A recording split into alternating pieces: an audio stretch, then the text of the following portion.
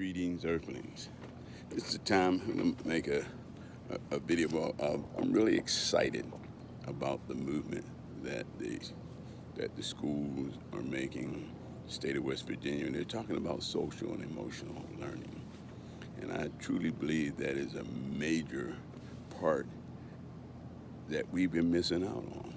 When I started as a guidance counselor in West Virginia in 1993, I went to 7 schools, and they basically just had me going in putting out fires. You know, if a child needed to talk to me, they'd have to wait 7 days before I can make that circuit back around.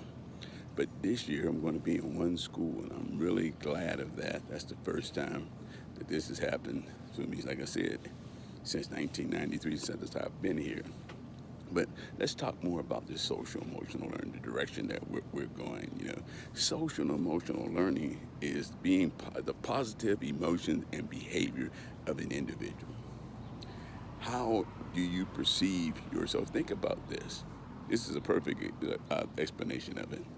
When you leave the room, are people saying, "Oh man, I'm sure glad they're gone, man"? Or they're saying, "Boy, that was a nice person. They had a positive attitude. They were just so nice, to kind to talk to. You somebody you like to be around with each and every day, and you have a smile on your face when you see them." That's what social emotional learning should be. When you walk into your classroom as a student, when the student walks in, and they're happy to be there because they're happy to want to learn. Because learning new things is the greatest thing of all, and your teacher is giving that to you. Teachers are giving that to our students. I tell them all the time is that I could buy you a pizza or two, you'll have that eaten up in a day, if not faster. I could buy you a brand new bike. You're going to outgrow that bike. You're going to be flat tires, and where they could be stolen. But the education that you receive every day in your classroom, you will have for the rest of your life. Think about this is a gift that you will have for the rest of your life, not where you're going to lose this. You will have this gift for the rest of your life. You don't forget how to read. You don't forget how to write your name. You don't forget how to do math.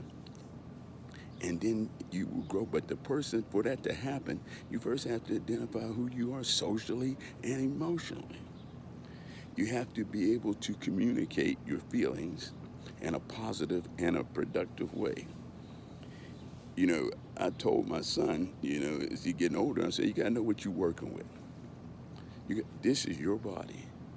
This is your body, but you got to know what you're working with. A lot of us don't know what we're working at. We have kids that come to school in pre-K that are still in diapers. They have yet to learn their body. They have yet to learn that your body's saying, "Hey, excuse me, we have some waste material and we need to get rid of it." You go to a proper place and we can do that, or there's going to be a mess. Social emotional learning, your body. You also, because your body tells you everything. When you're afraid, something upsets you, and you're afraid, your body telling you, hey, you better back away here. This don't look like a good situation here. You know, your body tells you that when you're afraid. Your body tells you when you're sad, when you're upset. And you can look at a person and tell when they're sad or it's bothering you. Or joy. This is the goal that we're going for, to have that joy. Because when you feel good, when you feel good about yourself, saying you can present that in your behavior. And when in turn, that's how you learn. You open up the door. When you're upset or sad, you have the door slammed shut, and nothing or nobody can get in. But when you open up and feel good about yourself, and be able to let that light bulb learning come on. Because you can look at a child and see when they learn something new. If you really pay attention, most teachers, most people, I believe, can do that or aware of that. And if we would take the time when a student would learn something new, and you would say, "Hey, Could you talk about that? Could you put some words to that? Could you explain about that great feeling you just received from learning something new? And guess what?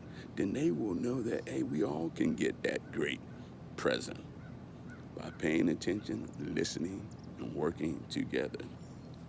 We also need to be aware of when we're getting mad.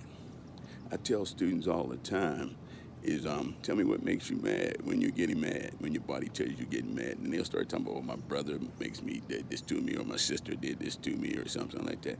I'm saying, no, don't tell me what makes you mad. Tell me when your body tells you you're getting mad. Because if you listen to your body when you're getting mad, then I have to explain to them, because I'm working at elementary school, I have to explain to them what a detour is. When your body starts perspiring, your hands start shaking, you start grinding your teeth, your heart start pumping, or things like that, you're clenching your fist, you're getting upset. So that's the time to stop, take a deep breath, and back away and detour and go another direction and calm down until you can come back and deal with that situation in a positive and a productive manner. And that's where we need to learn how to get along with each other, because that's where disgust comes in at. Excuse me. That's where disgust comes in at. Disgust is when you feel, let me read the definition for us. Disgust is feeling of repulsion or profound disapproval aroused by a source of something unpleasant or offensive. A lot of times, kids say, oh, I don't like math. Math, I'm disgusted. Well, they're disgusted with math because they don't know how to do math.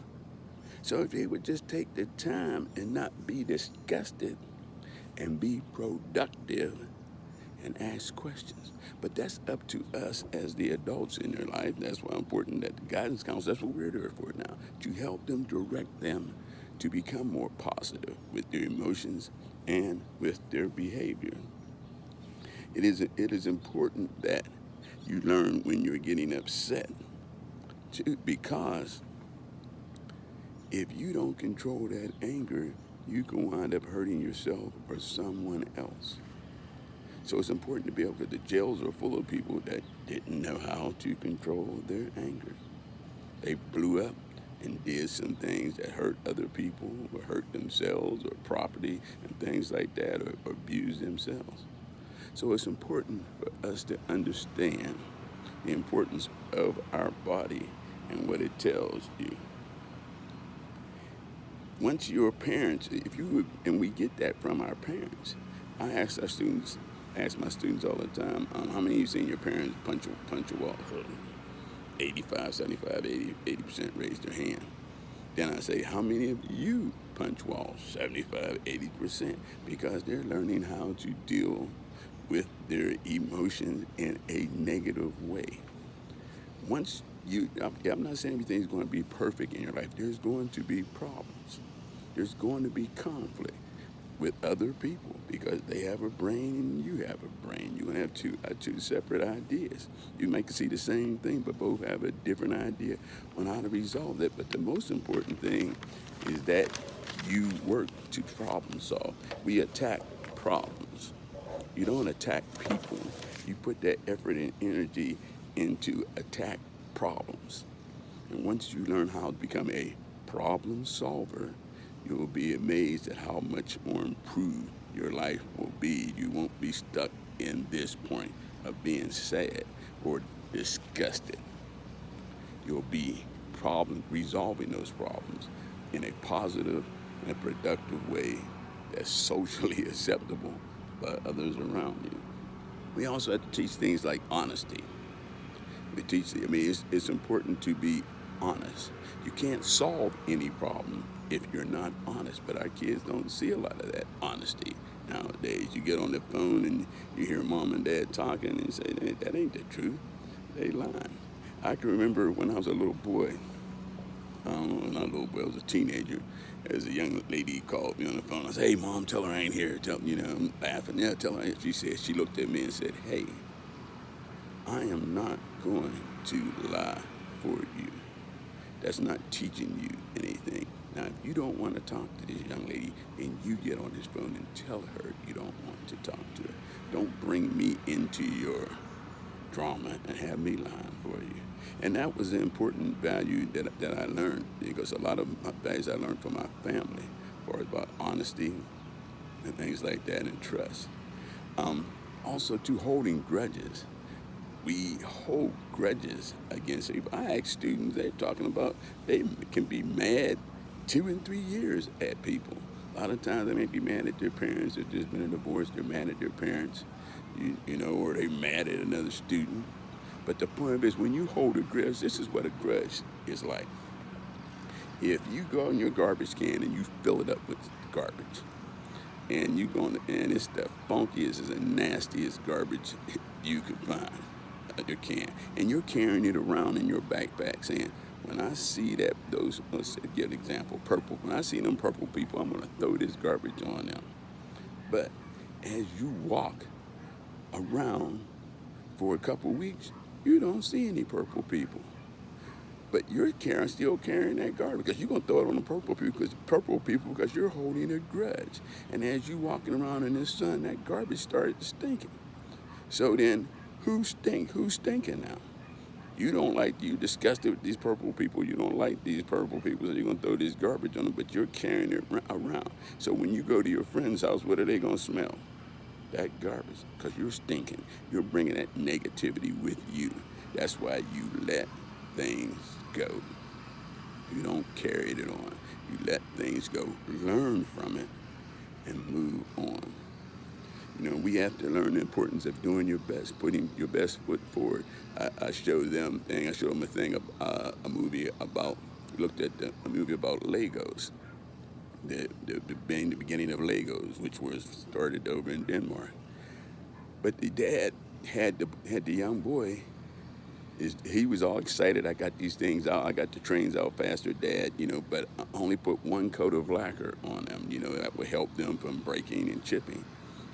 His dad made him open the box and redo all those trains, because it's a quality of work. And I see that affected now, because I look at students I coach in the middle school. I look at the students when they write their name, it's all up in the air, not on the lines.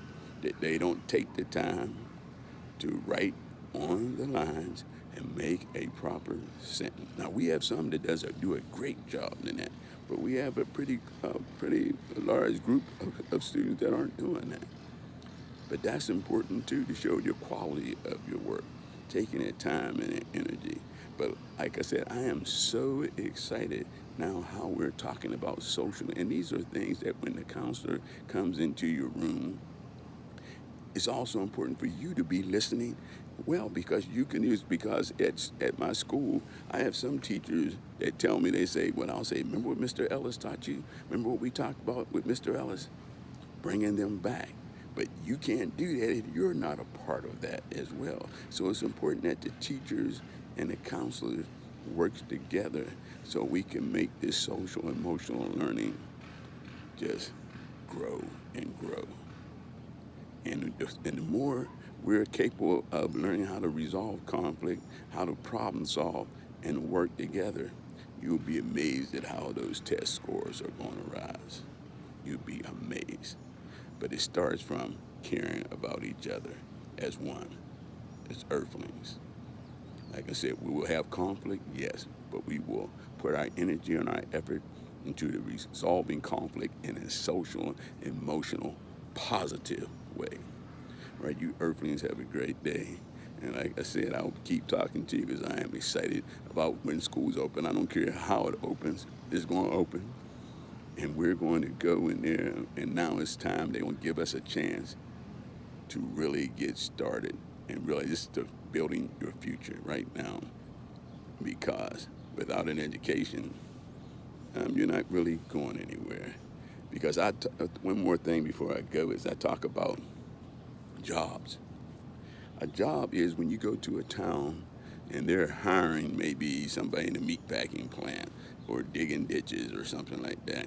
Okay, you get hired. Now, you don't like this job. You don't like working in this restaurant. You don't like this job, but you want to have money to spend.